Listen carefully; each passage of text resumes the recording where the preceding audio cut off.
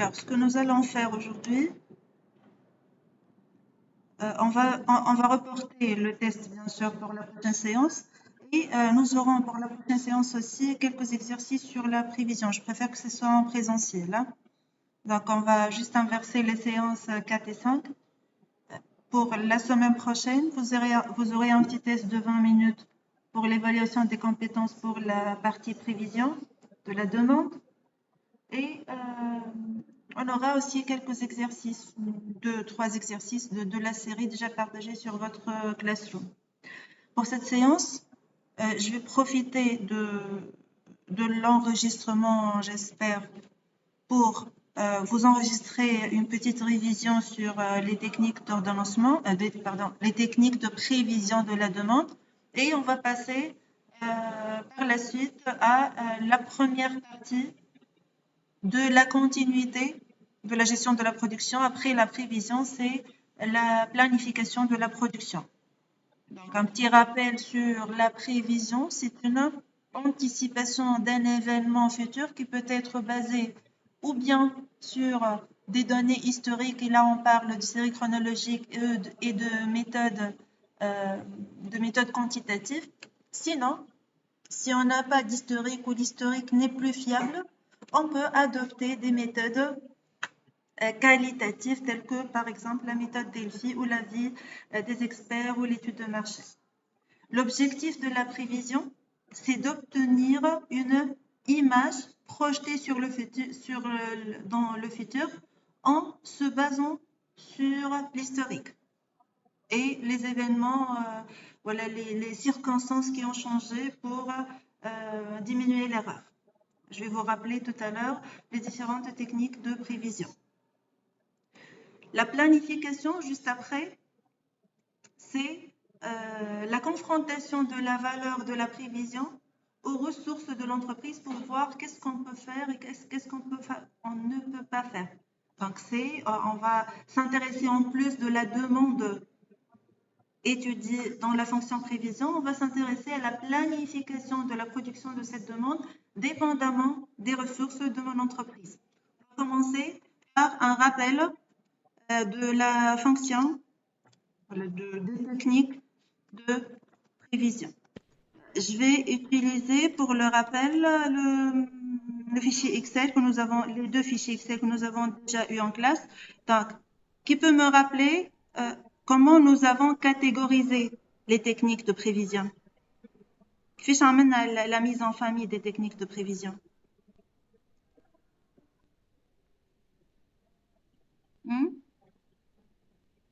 Nous avons dit qu'on peut qualitatif ou quantitatif? déjà les deux familles qualitatives et quantitatives. Donc, si on s'intéresse aux techniques quantitatives maintenant, les techniques que nous avons déjà vues, nous les avons regroupées selon quoi? Selon la nature du fichier historique ou des données historiques dont on dispose. D'accord? Si nous avons une série de données stationnaires, on utilise une technique adaptée pour les séries stationnaires. Si c'est avec tendance, les données suivent une certaine tendance croissante ou décroissante, on utilise l'une des techniques adaptées pour les séries avec tendance. Sinon, s'il y a une saisonnalité, on utilise le modèle avec saisonnalité. D'accord? On va balayer rapidement les différentes techniques pour chacune de ces trois familles. Bon, le troisième, c'est une seule technique, bien sûr. Donc, on va commencer par les techniques adaptées pour les séries stationnaires. Qu'est-ce que ça veut dire une série stationnaire? Par exemple, ça doit être une série stationnaire pour vérifier, ou bien on calcule la tendance, l'évolution, pardon, pour illustrer la tendance, ou bien on peut tracer une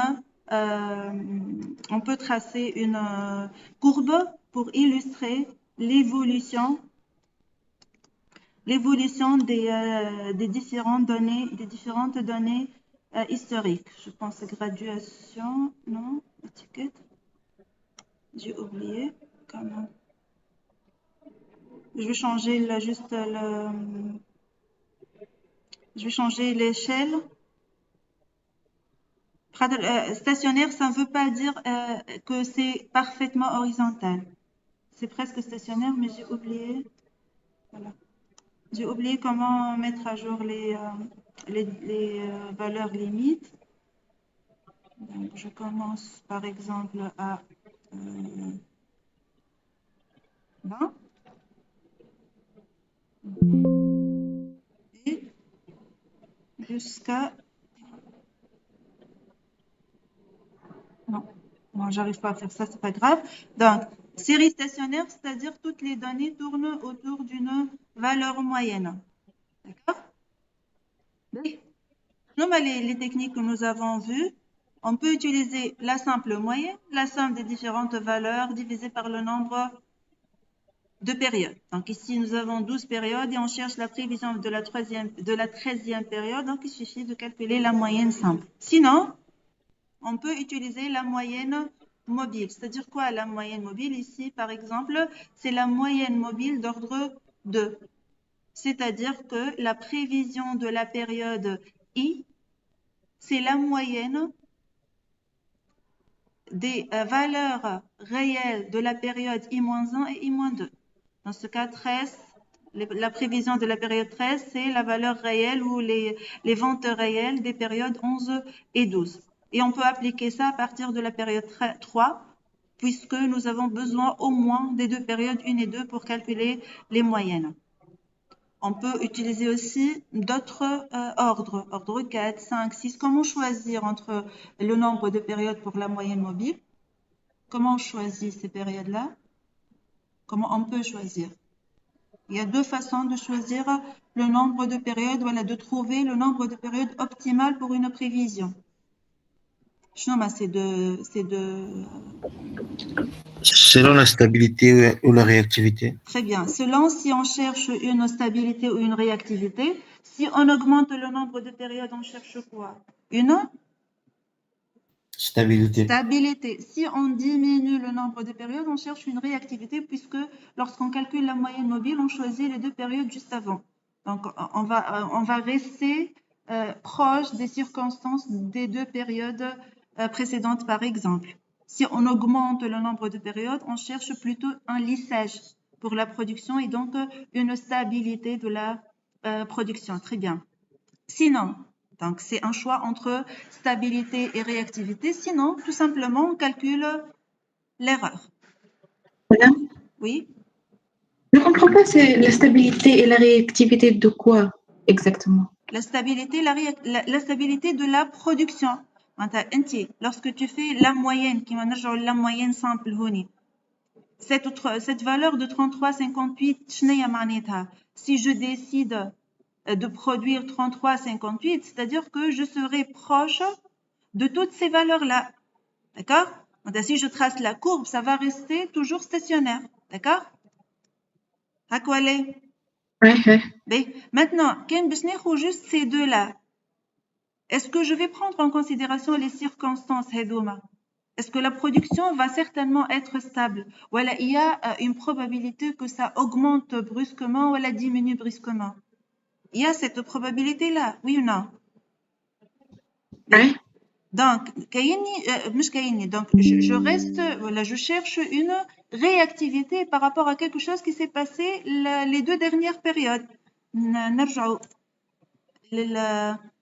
figure illustrative de ça. Voilà. C'est cette figure-là. En rouge, ce sont les prévisions. En vert, c'est la demande de réel. Donc, si tu peux remarquer, il y a une augmentation de la période 1, 2, 3, 4, de la période 6, une augmentation par rapport à la demande normale. Est-ce que la production a suivi la même évolution? Est-ce que c'est proportionnel à l'augmentation de la demande, la production en rouge? Non. Non, madame. Cette production-là, comment on l'a calculée? C'est la moyenne de toute cette période-là. Donc, la production est restée plus ou moins stable, même si j'ai une augmentation exceptionnelle de la demande. D'accord? Si j'ai une prévision qui cherche la stabilité, c'est-à-dire utiliser un grand nombre de périodes pour trouver la production de la période suivante. Deuxième exemple, deuxième cas de figure. On dit une augmentation pour la même période et j'utilise deux périodes uniquement, une moyenne mobile d'ordre 2. Donc la production ne va pas rester stable, mais plutôt va réagir à cette augmentation-là jusqu'à, ici, nous aurons une production synchrone à la demande. D'accord?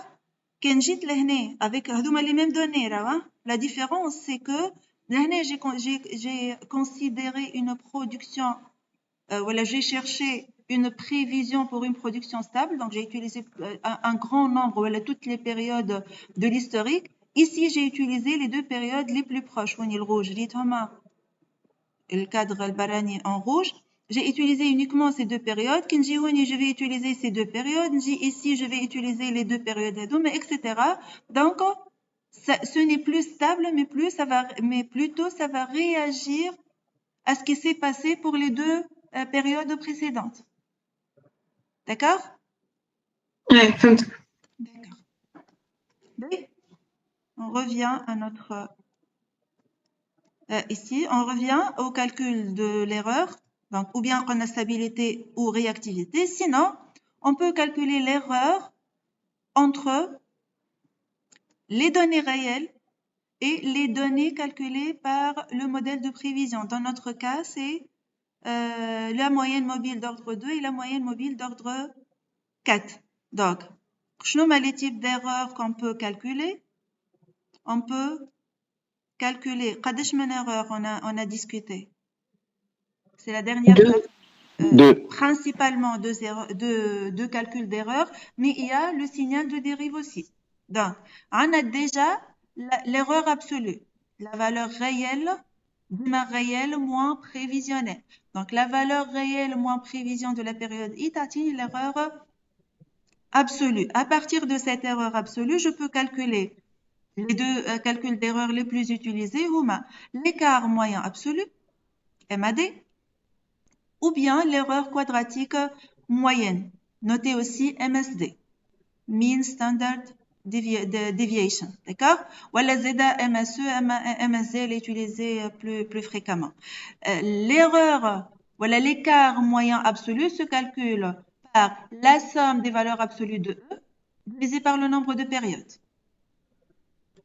Alors que l'erreur quadratique moyenne se calcule par la somme des erreurs au carré, R moins P au carré, divisé par le nombre de périodes. On peut utiliser la somme des erreurs algébriques. Pourquoi c'est pas très intéressant d'étudier cette erreur-là? Ça peut biaiser l'analyse. Qui fait ça peut biaiser l'analyse? L'exemple que nous avons traité, je peux avoir une moyenne de 50 pièces par jour, par exemple.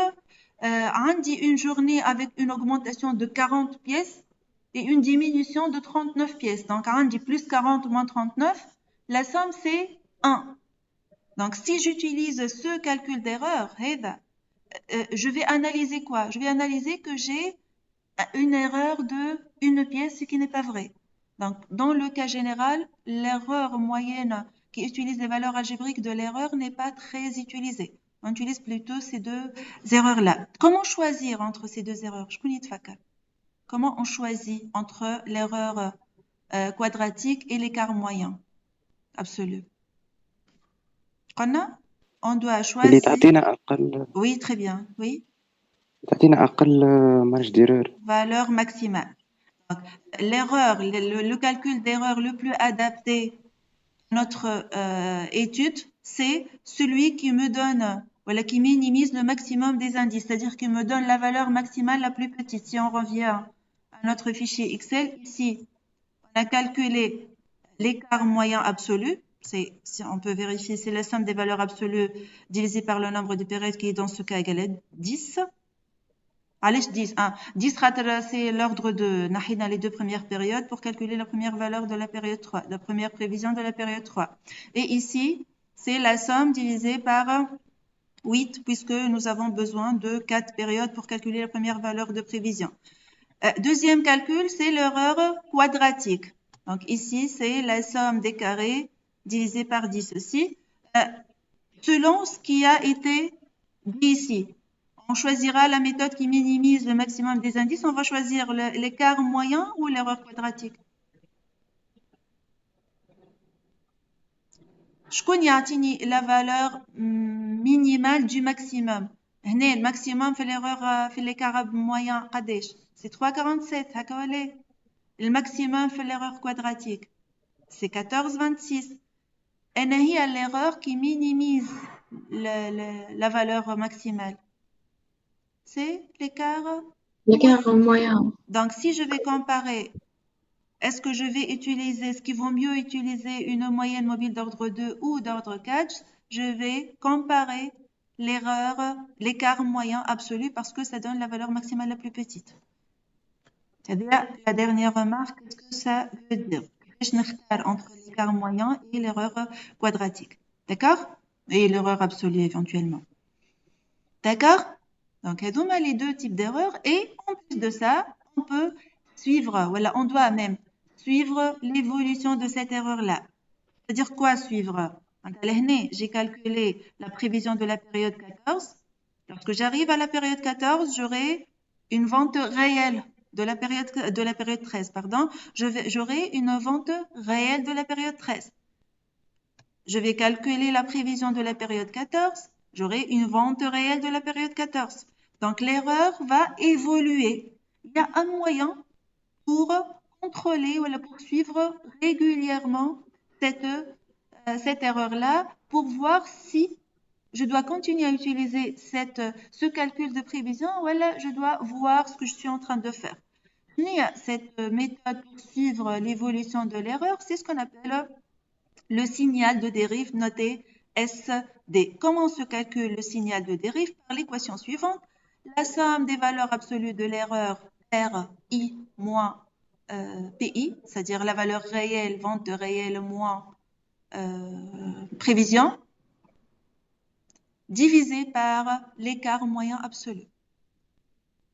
Et on doit tracer l'évolution de cette valeur-là. On a les périodes, bien sûr, on a la valeur du signal de dérive. La règle, voilà la théorie, qu'est-ce qu'elle dit? Donc, cette valeur est comprise idéalement entre moins 3 et 3, parfois peut atteindre 4 moins 4. Je peux continuer à utiliser la méthode que j'étais en train d'exploiter pour calculer mes prévisions.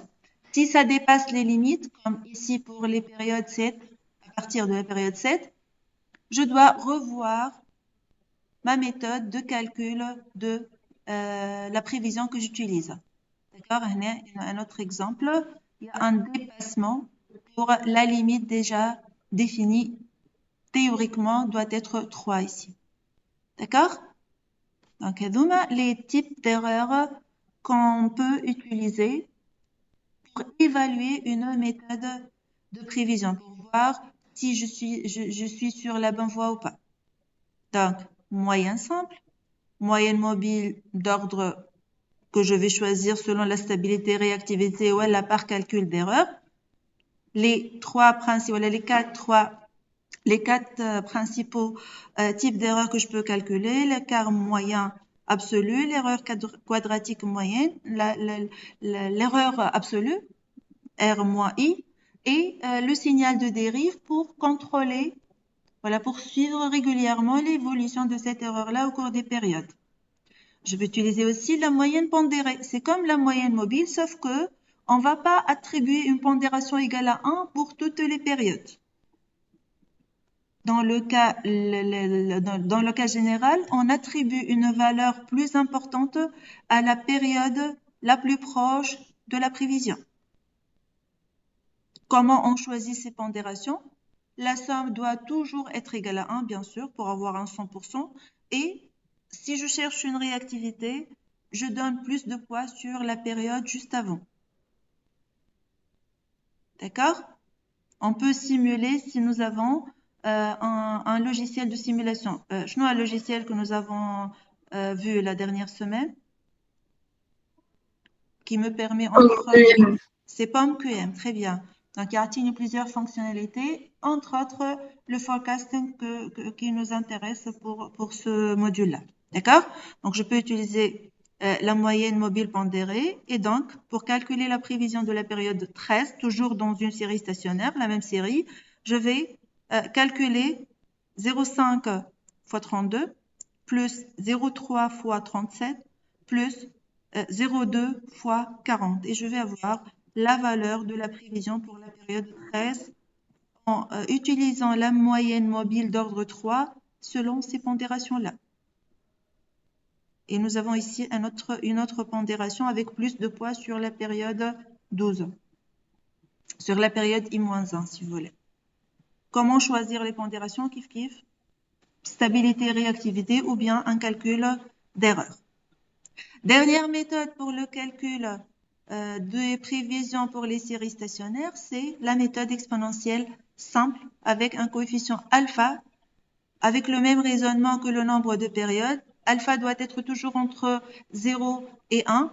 Si je cherche une stabilité, j'augmente la valeur de la prévision, sinon je diminue jusqu'à une valeur très proche de 0. La méthode exponentielle, je dois commencer quelque part.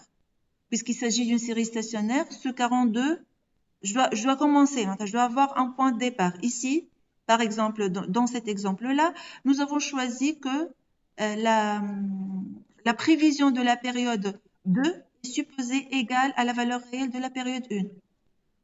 Je pouvais faire autre chose. Je pouvais considérer, par exemple, la valeur de la prévision de la période I-1, et je cherche la période 12 par exemple, elle est égale à la moyenne de toutes ces périodes-là. D'accord? Et dès qu'on nous dit qu'est-ce qu'on utilise comme méthode pour le point de départ, on l'utilise, sinon on peut utiliser la moyenne tout simplement. Allez, la valeur, j'utilise la loi exponentielle mais avec un développement limité. Donc, la prévision de la période 12, c'est la valeur réelle de la période 11 plus alpha fois l'erreur entre la réalité, les ventes réelles et la prévision de la période 11. D'accord? Si on revient à l'exemple précédent, qui fait la prévision de la période 3 selon une loi exponentielle de paramètres alpha égale à 0,1, c'est la valeur réelle de la période 2 plus alpha fois l'erreur entre la valeur réelle et la prévision de la période 2. Et ainsi de suite. Pour le 12, par exemple, la période 12, c'est la valeur réelle de la période 11 plus alpha fois R11 moins P11. D'accord? Donc là, il faut commencer. Pour commencer, puisqu'il s'agit d'une série stationnaire, je peux supposer utiliser une méthode naïve de prévision en supposant que la prévision de la période I plus 1 est égale à la valeur réelle de la période I, voire la prévision de la période I égale à la valeur réelle de la période I aussi. Et dès qu'il y a qu'est-ce que je dois utiliser, on l'utilise, sinon on peut choisir ça. Sinon, on peut utiliser tout simplement la moyenne de toutes les périodes. D'accord? Voilà, c'est l'autre exemple que je vous ai proposé. Je place la moyenne au début. Je place la moyenne à P5. Je place la moyenne à P3. Ça dépend qu'est-ce que je cherche à calculer. D'accord? C'est clair pour la série, pour les séries stationnaires? Qu'est-ce qu'on peut utiliser pour calculer les prévisions de la série stationnaire? Oui, madame. D'accord. On passe aux séries avec tendance. Qu'est-ce que ça veut dire tendance? Tendance, c'est-à-dire qu'il y a une évolution entre les périodes. Donc, 25, 31, on dit une évolution de 24%. C'est la différence divisée par la référence. Entre 2, 3, je n'ai pas d'évolution. Entre 3, 4, une évolution de 6 à 45%, etc. Et pour calculer la prévision de la période 8, je peux calculer un accroissement moyen. C'est la somme de ces accroissements divisé par le nombre de périodes où on trouvera, dans ce cas, 7,95% et donc la prévision de la période 8 sera calculée comme 1 plus l'évolution fois la valeur réelle de la période 7. Nous avons déjà vu ça. C'est une des méthodes pour calculer la prévision avec tendance. Pour vérifier qu'il s'agit bien d'une série avec tendance, on peut tracer les courbes, la courbe,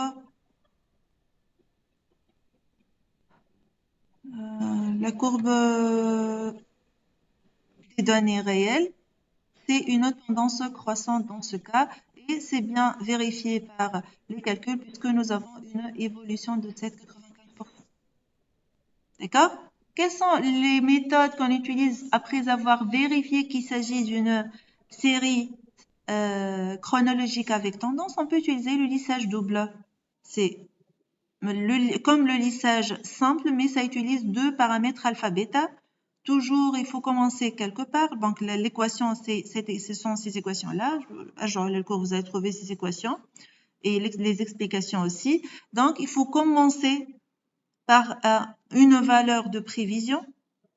Ici, nous avons par exemple supposé que, voilà, on a une donnée, je me rappelle le cours, on a une donnée que la prévision de la période, voilà, le calcul exponentiel, le S de la période 4, c'est-à-dire S4, elle est égale à R4. Donc, peut-être la méthode exponentielle, pour rappeler, exponentielle double, on a la tendance. Voilà. Voilà.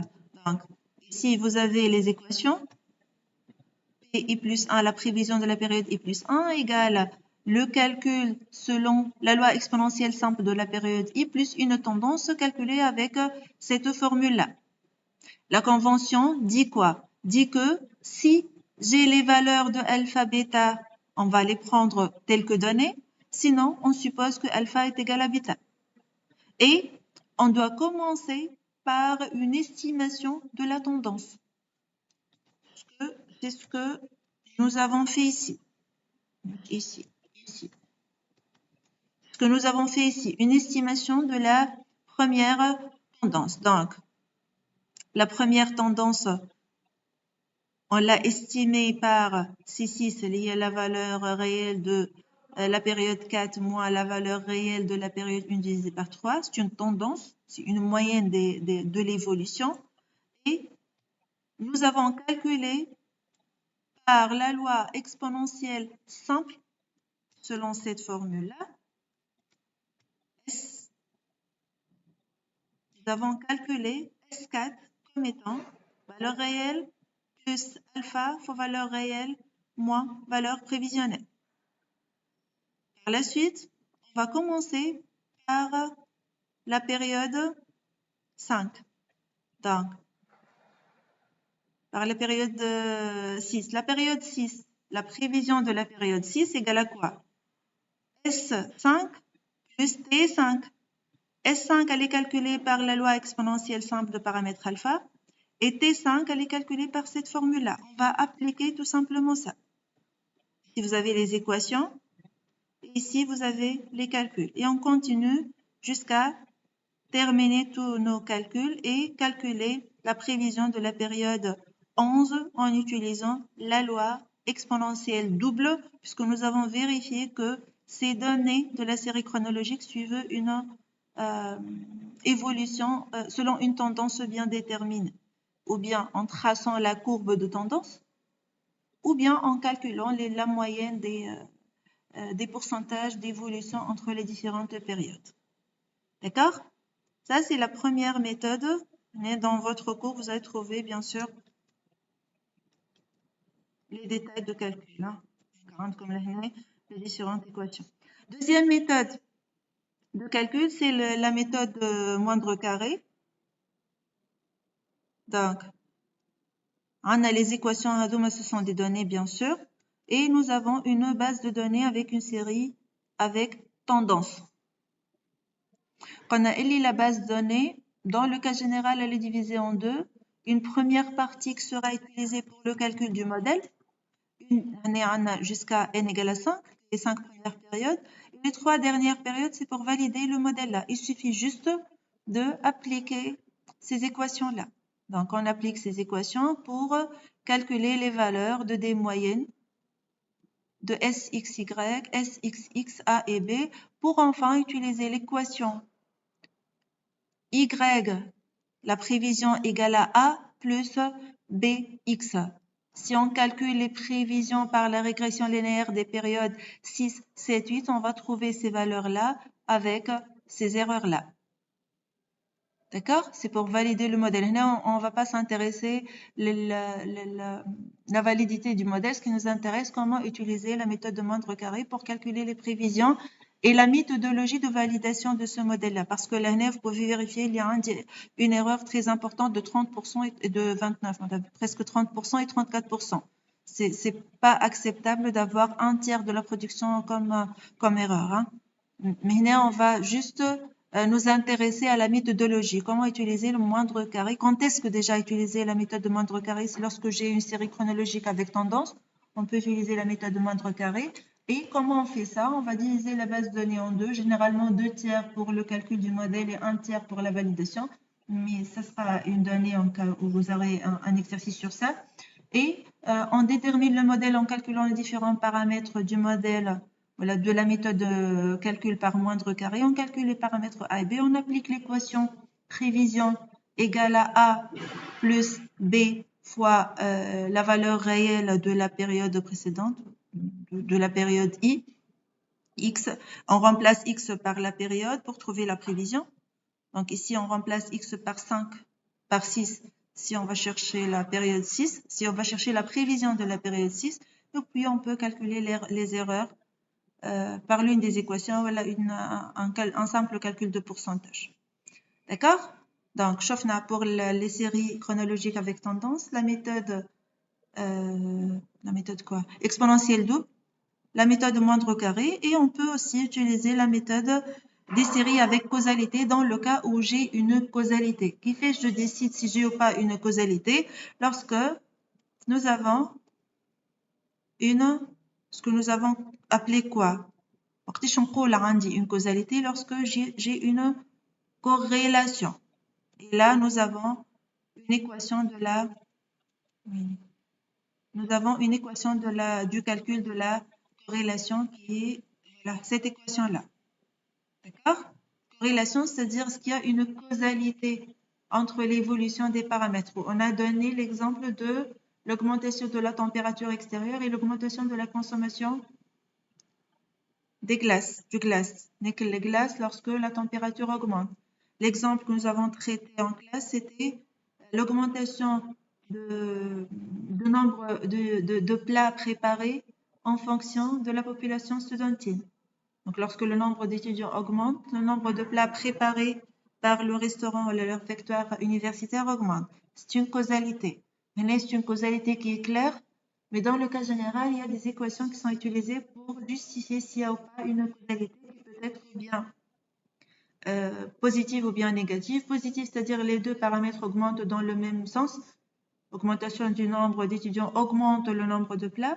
Voilà, inversement, l'augmentation de quelque chose va diminuer l'autre. Par exemple, l'augmentation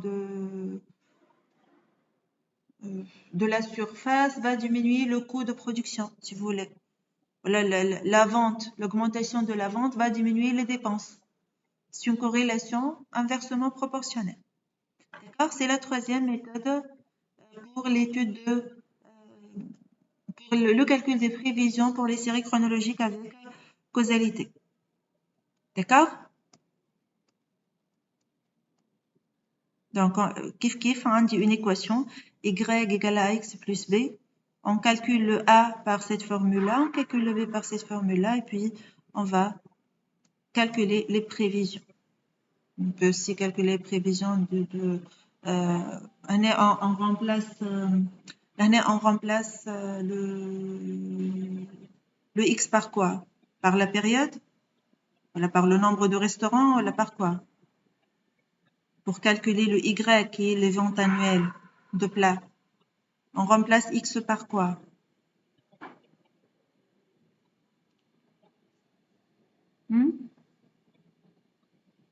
Le nombre d'étudiants, tout simplement. معايا ولا ايه؟ connexion? Oui, madame. فيها تفهموا فيها ولا؟ Oui. Oui, merci Mohamed.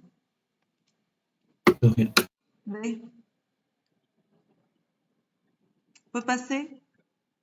Juste une question, Hélène. Comment on peut choisir une série avec tendance? Qui fait je peux choisir entre la méthode exponentielle double ou le moindre carré ou la causalité ou le calcul pour les séries avec causalité? Comment on peut choisir? Qui fait je نعرف إن هي la méthode la plus adéquate pour ma série chronologique, pour le calcul de la prévision selon la série chronologique. Dis-moi le même raisonnement, Rawa. Dis-moi le même raisonnement. Il faut calculer l'erreur. Calculer l'erreur et choisir le modèle qui me donne l'erreur la plus petite. D'accord? Donc, qui fait la méthodologie de calcul de la prévision? Toujours, quelle que soit la série chronologique. Nabda min une série chronologique. Je vérifie s'il s'agit d'une série stationnaire, une série avec tendance ou une série saisonnière. Donc, je vais vous rappeler saisonnalité aussi. Mbad. Ou bien, je vais directement à une technique, je l'applique, une technique adaptée à la nature de la série, ou bien je teste 2-3 méthodes, surtout lorsque nous avons un logiciel tel que Pumpkin par exemple. Je teste plusieurs méthodes et je choisis la méthode qui minimise l'erreur. D'accord? Donc, c'est toujours la même méthodologie. Oui? Donc, là, on a fini avec série stationnaire, ou bien une prévision naïve, une moyenne simple, moyenne mobile pondérée ou lissage exponentiel. Il y a d'autres méthodes, mais elles sont les plus utilisées dans ce que nous avons vu en classe. Ou bien une série avec tendance, un simple calcul de tendance. Pardon. Un simple calcul de tendance, je peux utiliser le lissage double, je peux utiliser le calcul exponentiel double de paramètres alpha bêta pour faire attention à l'initiation à la première valeur de tendance calculée. Je peux utiliser la méthode par moindre carré ou bien encore si j'ai une causalité, je peux utiliser la méthode de calcul avec des prévisions pour les séries qui ont une nature qui est justifiée par le calcul de la corrélation, qui a une causalité, une corrélation entre les deux paramètres. Le Y, c'est la prévision. Le X, c'est la valeur indépendante. D'accord?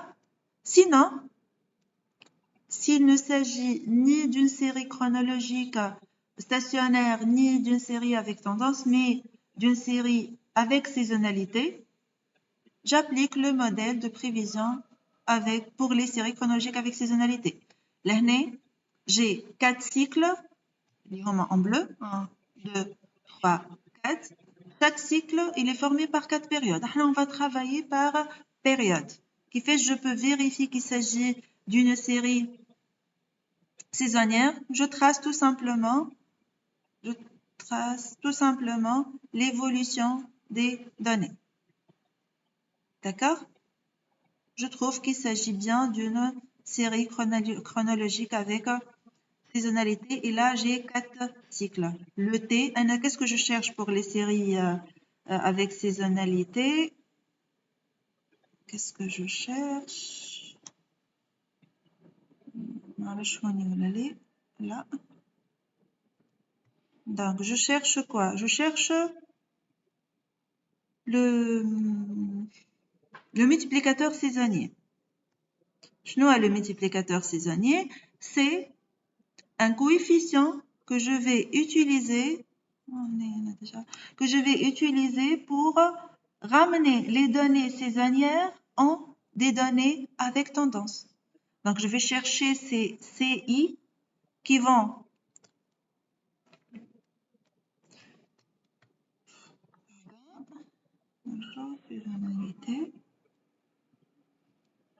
Donc, pour la saisonnalité, je vais chercher ces CI qui vont ramener ces données saisonnières en jaune en des données avec tendance. C'est une approximation.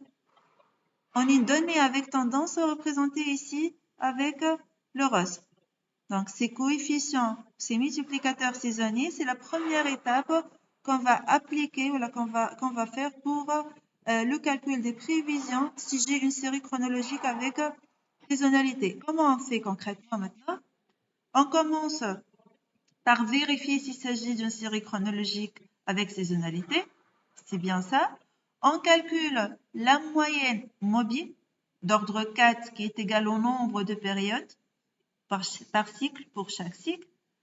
Je calcule la moyenne mobile centrée, c'est-à-dire la moyenne de chaque deux moyennes mobiles d'ordre 4. Je calcule le ratio vente qui est égal vente réelle divisé par la moyenne mobile centrée. Puis, je calcule un multiplicateur saisonnier moyen par période. C'est-à-dire quoi? Vous avez bien remarqué la dernière fois, parce que nous avons travaillé sur cet exemple-là, que pour chaque période, nous aurons trois valeurs différentes du multiplicateur saisonnier. Donc, on va tout simplement calculer la moyenne de chaque période, la moyenne des ratios vente sur moyenne mobile centrée sur chaque période. Et nous avons remarqué que la somme de ces multiplicateurs saisonniers dépasse légèrement le 4, ou elle est légèrement inférieure à 4. Alors on peut commencer par la première valeur ou par la deuxième valeur. Nous avons discuté ça, on ne va pas revenir au détail. Et donc, on doit ajuster ces multiplicateurs saisonniers pour que leur somme soit égale à exactement 4. Donc, on va appliquer tout simplement la règle de 3 pour trouver le multiplicateur saisonnier de chaque période. 1, 2, 3, 4. Et puis, on va affecter ce multiplicateur, donc ce multiplicateur saisonnier, on va affecter chaque multiplicateur à la période sur toutes les données, sur les 4 cycles. Et on va désaisonnaliser les données, c'est-à-dire diviser les ventes réelles par le multiplicateur saisonnier. Et là, nous avons ramené les données saisonnières en des données avec tendance. D'accord? Donc, les canaux saisonnières, les mêmes données qui étaient saisonnières, sont devenues des données avec tendance. Et là, on peut utiliser l'une des techniques de prévision des modèles avec tendance. Donc, nous avons traité les données, nous avons préparé les données pour utiliser un modèle avec tendance. On peut, par exemple, utiliser la régression, la moindre carré ici, ou la régression linéaire, pour trouver les différentes valeurs. Et la remarque ici, les données indiquent 4 cycles, les périodes de 1 à 16. Donc, pour calculer les prévisions de du 5e cycle, on doit commencer à t égale à 17. Donc, on calcule le A et B par la régression linéaire déjà vue pour la partie des familles de séries chronologiques avec tendance. On remplace le T par le rang de la période. Ici, par exemple, on commence à T égale à 17 et on va trouver la prévision de la période 17, par exemple. Il suffit juste de remplacer le T par 17 ici, 18 ici, 19 et 20. Et si on continue, on remplace par les autres périodes 21 et ainsi de suite. D'accord? Les prévisions Hadouma, ce sont les prévisions que nous avons calculées selon ce modèle linéaire. On n'a pas besoin de ça. Réellement, donnez haka. Donc, qu'est-ce qu'on va faire? Cette courbe bleue-là, on l'a trouvée en divisant, on l'a trouvée désaisonnalisée, on a trouvé, oui, non. Je reviens. Voilà, on a trouvé cette courbe bleue en divisant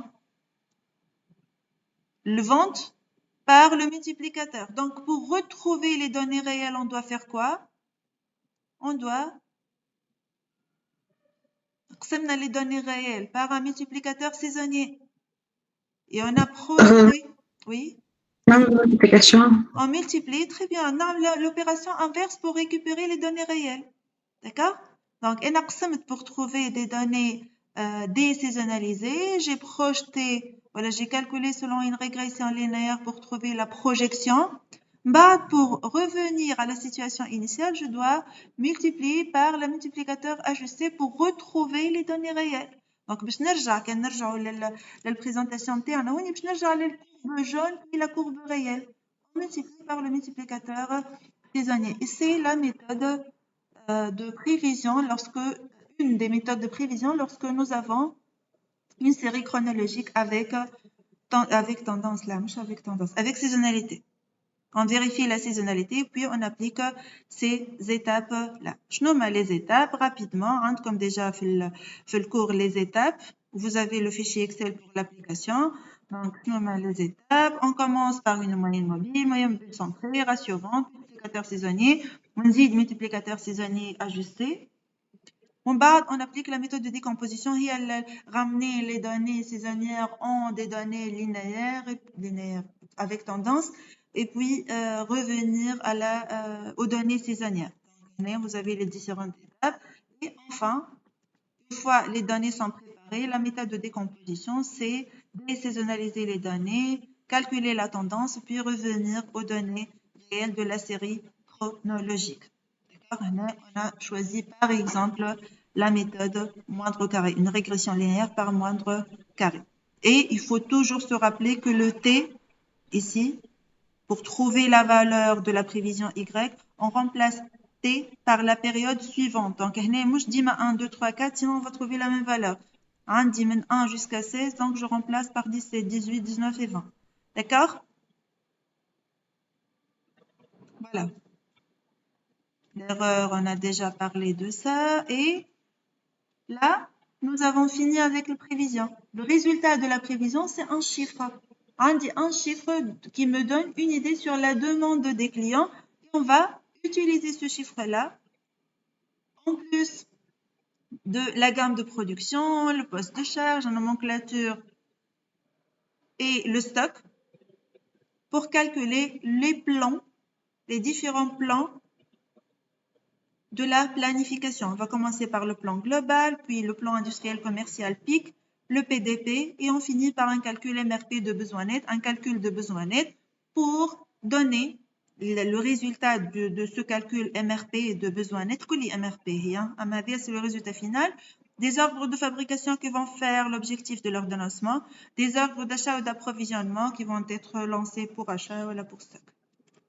D'accord? Et nous avons vu la dernière séance aussi une idée sur POM-QM qui est l'un des logiciels qui existent pour la prévision. Prévision en anglais, c'est forecasting. Si vous voulez chercher des logiciels pour la prévision, vous utilisez forecasting. En français, il n'y a presque rien. D'accord? Clair pour la prévision? Vous avez des questions sur cette partie? Non? Non. Oui. On a rappelé la prévision donc. Et on passe maintenant à une petite partie sur la planification. Donc, je vais arrêter l'enregistrement.